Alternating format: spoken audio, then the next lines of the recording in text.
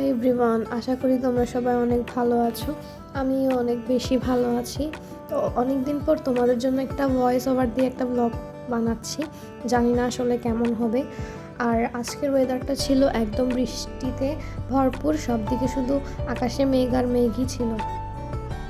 তোমাদেরকে আমার ছোট্ট বাগানের গাছগুলো দেখাবো। এখানে হচ্ছে একটা লেটুস পাতা গাছ ছিল যেটা অনেক বেশি লম্বা হয়ে গিয়েছে। আমি ফার্স্ট টাইম এত বড় একটা লেটুস পাতা গাছ দেখলাম, তাও নিজের হাতের।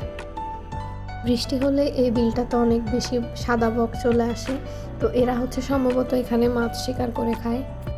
এখানে সবসময় পানি থাকে না, শুধুমাত্র বর্ষাকালে এখানে পানি আসে। এখানে একটা নিম গাছও আছে যেটার বাতাস অনেক বেশি শান্তির, অনেক বেশি সুন্দর।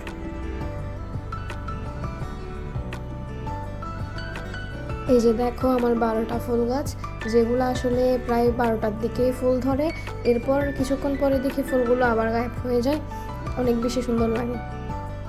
অনেক শখ করে আসলে মানি প্ল্যান্ট গাছ লাগিয়েছিলাম, কিন্তু আসলে এখানের পাতাগুলো একদমই বড় হচ্ছে না, জানি না কি সমস্যা। আর গাঁদা ফুল গাছটাও দিন দিন হলুদ হয়ে যাচ্ছে।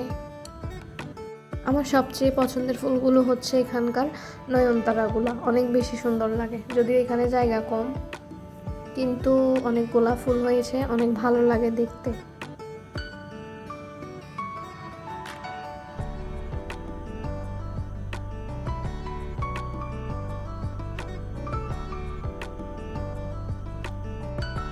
এই মরিচ গাছগুলো আমার আম্মুই লাগিয়েছে। এখানে অনেক বেশি মরিচ হচ্ছে, মাশাল্লাহ। সবাই আসলে দেখে যাও।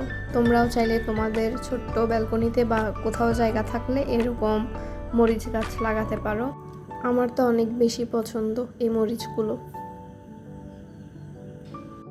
এ পাশের বিলেও দেখলাম শুধু চারিদিকে শুধু পানি আর পানি। বর্ষাকালটা আমার আসলে মোটামুটি ভালোই লাগে, খারাপ না, অনেক মজা লাগে। আর এরপর লাঞ্চ করে নিলাম আম্মুর হাতের বিরিয়ানি, অনেক বেশি মজা হয়েছিল আজকে। তারপর বিকেলের দিকে আমি চলে গিয়েছিলাম টিউশনিতে। এরপর আবার সন্ধ্যার দিকে আবার বের হয়েছিলাম। যাওয়ার পর কিছু টুকটাক কেনাকাটা ছিল, সেগুলো কমপ্লিট করি। তারপর আসার সময় মিষ্টি নিয়ে এলাম। সো তোমরা কারা কারা আরও সুন্দর সুন্দর ব্লগ দেখতে চাও অবশ্যই কমেন্ট করে জানাবা, আর আমার চ্যানেলটা অবশ্যই অবশ্যই সাবস্ক্রাইব করে দিবা। টাটা।